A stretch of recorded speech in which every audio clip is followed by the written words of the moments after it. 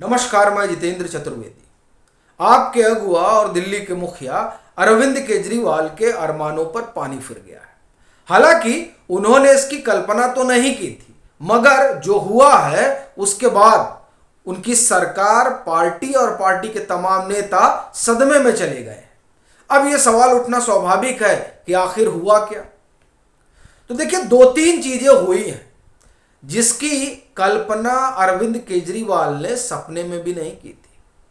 हालांकि वो अभी एक खबर आई है जिसमें ये बात निकल कर आई कि वो एक बार फिर से एलजी से भिड़ गए और आरोप उन्होंने लगा दिया कि साहब जो फाइलें हैं वो फाइलें सीधे अधिकारी एलजी के पास लेकर चले जा रहे हैं। और ये कोई नई बात नहीं है, इस तरह की का आरोप जो है अरविंद केजरीवाल पहले से लगाते रहे हैं।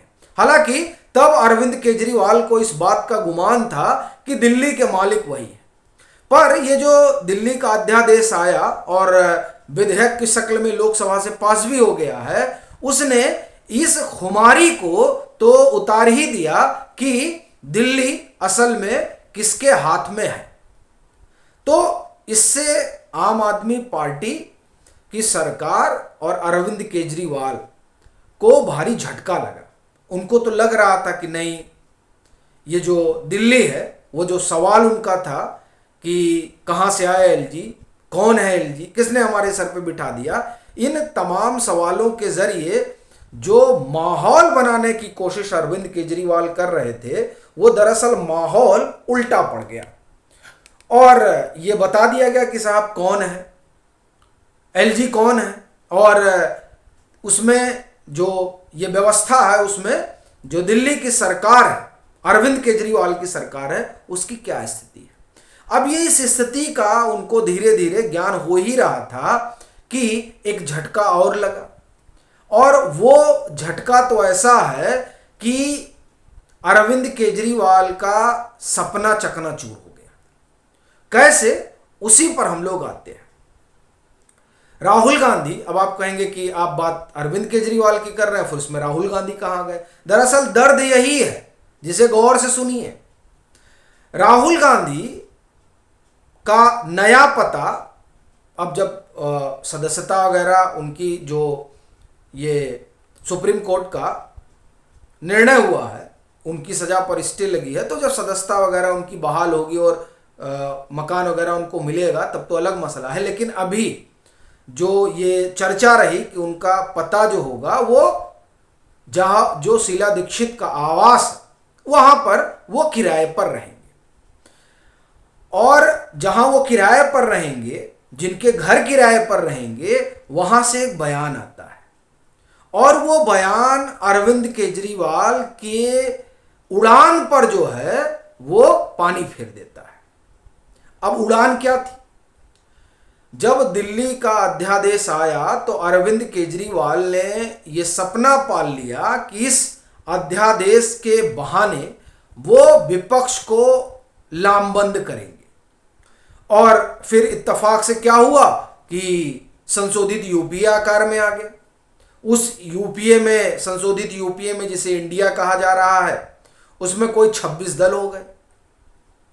अरविंद केजरीवाल को लगा कि सुनहरा मौका है। क्यों? अब राहुल गांधी की सदस्यता भी खत्म हो गई है और वो अब चुनाव भी नहीं लड़ सकते हैं। तो ऐसी परिस्थिति में अगर राज्यसभा में इस विधेयक को रोक लेंगे तो नेता बन जाएंगे। सो उनको लगा कि ये सबसे सुनहरा मौका है। पर ये जो नेता बनने का उन्होंने मौका ढूंढा था और उनको इत्तेफाक से मिला भी था, उस पर सुप्रीम कोर्ट ने वज्रपात कर दिया। सुप्रीम कोर्ट ने स्टे लगा दिया। अब जब स्टे लग गया तो अब उनकी सदस्यता भी बहाल होगी और वो चुनाव भी लड़ेंगे, तो कांग्रेस क्यों ही किसी को अपना अगुआ मानेगी। और इसी बीच जो संदीप दीक्षित का बयान आता है कि मैं अरविंद केजरीवाल की तुलना गीदड़ से भी नहीं करूंगा। दरअसल ये जो अरविंद केजरीवाल को लेकर संदीप दीक्षित का बयान आया है, ये बयान ये सवाल खड़ा करता है कि कांग्रेस करने क्या जा रही है आपके साथ। क्योंकि देखिए, ये बहुत बड़ा बयान है और उसके पहले इनके मोहल्ला क्लिनिक का आप तरह से कहें कि बखिया उधेड़ दी थी कांग्रेस ने ही। अब ये दो घटनाएं बैक टू बैक हो रही हैं जो अरविंद केजरीवाल से जुड़ी हुई हैं। ये दोनों ही बताती हैं कि दरअसल संदेश क्या जा रहा है और इससे संकेत क्या दे रही है कांग्रेस। कांग्रेस स्पष्ट कर दे रही है कि आम आदमी पार्टी से अपना कोई लेना देना नहीं है, अपना शेर तो वापस आ गया है।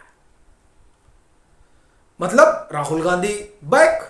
अब जब राहुल गांधी बैक तो अरविंद केजरीवाल की क्या ही जरूरत है, जाइए जहां जाना है आपको। और वैसे भी इनके आने से गुजरात इकाई में नाराजगी है, दिल्ली इकाई में नाराजगी है, पंजाब इकाई में नाराजगी है। और जो नाराज हैं वो दरअसल राहुल गांधी के करीबी नेता है। जैसे आप देखिए वहां अमरिंदर सिंह बडिंग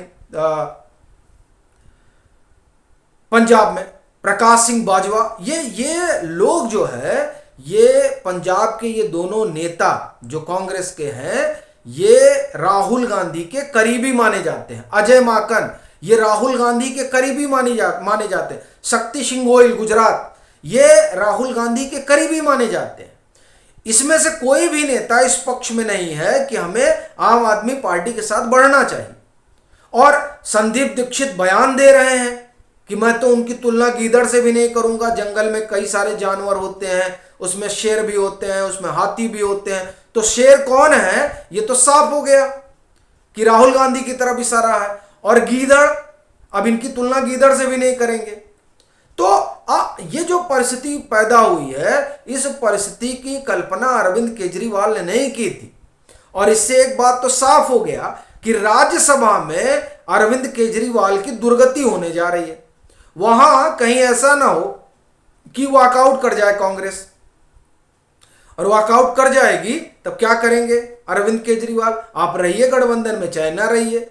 अब तो ये इस बयान से ये बात साफ हो गया कि कोई चिंता नहीं है अब कांग्रेस को कि अरविंद केजरीवाल साथ रहेंगे या नहीं रहेंगे, क्योंकि वो अरविंद केजरीवाल को संभाले या फिर अपनी पार्टी को संभाले। तो जाहिर सी बात है उनकी प्रायोरिटी यही होगी कि हम अपने संगठन को संभालें। अरविंद केजरीवाल को ढोने का क्या फायदा?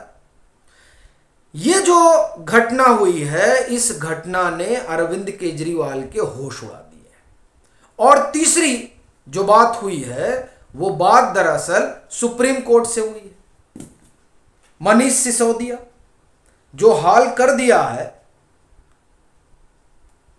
सुप्रीम कोर्ट ने, अंतरिम राहत मिली नहीं है।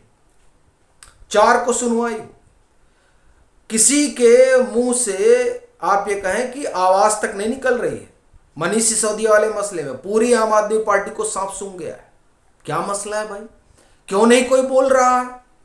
और ये मनीष सिसोदिया बताइए, अरविंद केजरीवाल को बचाने के लिए, जिसे कहा जाता है ना कि मुंह में जावा, आप समझते हैं मुंह में जावा का मतलब आप एक तरह से कहें कि ताला लगा लिया है मुंह पे, कुछ बोल ही नहीं रहे। अब जो परिस्थिति है उसमें तो मनीष सिसोदिया की स्थिति बड़ी खराब हो गई है। बताइए, पत्नी के इलाज के लिए जो है वो उनका चूंकि अकाउंट सीज है तो उसके लिए भी उन्होंने अर्जी डाली है। ये स्थिति जो है ये हो गई है मनीष सिसोदिया की। तो और सुप्रीम कोर्ट से अभी फिलहाल अब 4 सितंबर को जो सुनवाई होगी उसमें पता चलेगा क्या होगा। तो ऐसी परिस्थिति में अब मनीष सिसोदिया ने कहीं कुछ बोल दिया तो ये भी एक बड़ा संकट है अरविंद केजरीवाल के सामने। तो संकटों के अंबार में घिरे हुए हैं। चलते चलते जो बड़ा वाजिब सवाल संदीप दीक्षित ने उठाया उसे मैं आपके साथ साझा करता हूं और फिर अपनी बात को विराम देता हूं।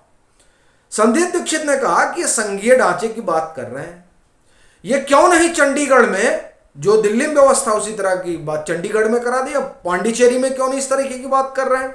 ये सवाल उठाकर संदीप दीक्षित ने पूरी आम आदमी पार्टी और अरविंद केजरीवाल को मैं यही कहूंगा कि उन्होंने कहीं का नहीं छोड़ा ये सवाल उठाकर, और पूरी तरह से पूरी आप ये कहें पार्टी की पोल खोल कर रख दी। तो अरविंद केजरीवाल के लिए अब जो परिस्थिति है वो बहुत मुफीद तो नहीं कही जा सकती। राजनीतिक तौर पर वो जो सोचा था उन्होंने कि अब तो दिल्ली भी निकल जाएगा, पंजाब भी निकल जाएगा, ऐसा लग रहा है कि कुछ नहीं निकलेगा और ये पुनः मूसको भाव वाली स्थिति हो गई है अरविंद केजरीवाल की। आपकी अपनी क्या राय है जरूर साझा करें। मतांतर से नहीं जुड़े हैं तो जुड़े, वीडियो को लाइक करें और खूब शेयर करें।